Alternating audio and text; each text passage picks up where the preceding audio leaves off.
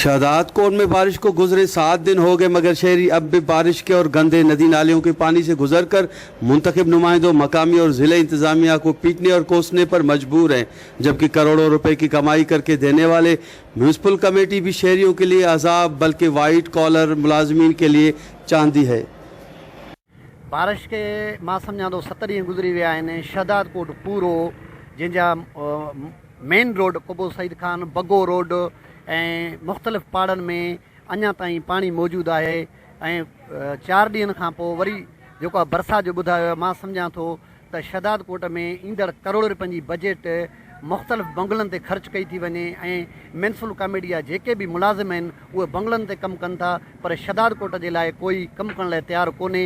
असांजो इहो मुतालबो आहे त शहदादकोट म्यूनसिपल इंतज़ामिया खां जल्द शहदादकोट मां जेको घिटिन ऐं रोडनि ते पाणी बीठल आहे इहो कढियो वञे ऐं उन्हनि सां गॾु पाणी न निकिरण सां गॾु मुख़्तलिफ़ बीमारियुनि जनमु वरितो आहे। उन में मलेरिया आहे, हेपाटाइटिस B, C आहे ऐं असांजो इहो ई मुतालबो आहे त जल्द खां जल्द पाणी कढियो वञे ऐं शहदादकोट खे साफ़ु सुथिरो रखियो वञे। इंतज़ामिया खे चवंदासीं जेको आहे न असांजो जेको आहे न शहर जो जेको आहे न मसइलो हल कयो। शहर में जेकी गंदगी आहे, जेकी मक्खियूं थियूं आहिनि, डायरिया थी आहे, उन जो मसइलो हल कयो। जेको आहे न गंदगी सफ़ाई कंदो तव्हां त जेको आहे न शहर जो बि भलो थींदो ऐं असांजो आवाम जो बि भलो थींदो। जंहिं रस्ते सां वञूं था, तव्हांजो बगो रोड ॾिसो, जेको आहे न असांजो स्टेशन रोड ॾिसो, मस्तो ई महला ॾिसो, हेॾो वञो जेको आहे गड़ी खेर रोड ॾिसो। असांजे लाइ वॾो आज़ाब लॻो पियो आहे। क्रॉसिंग करण जो रस्तो कोन्हे।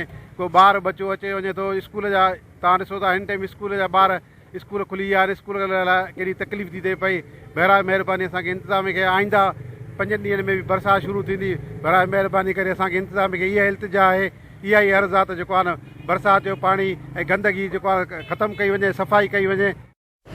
7 दिन कबल होने वाली बारिश के बाद उबलने वाले गटर और नालियों का गंदा पानी शहर के मुख्तलिफ मेन रोड रास्तों समेत पूरे इलाके के गली मोहल्लों में तालाब की सूरत में जमा है, जिसकी निकासी ताहाल नहीं की गई है।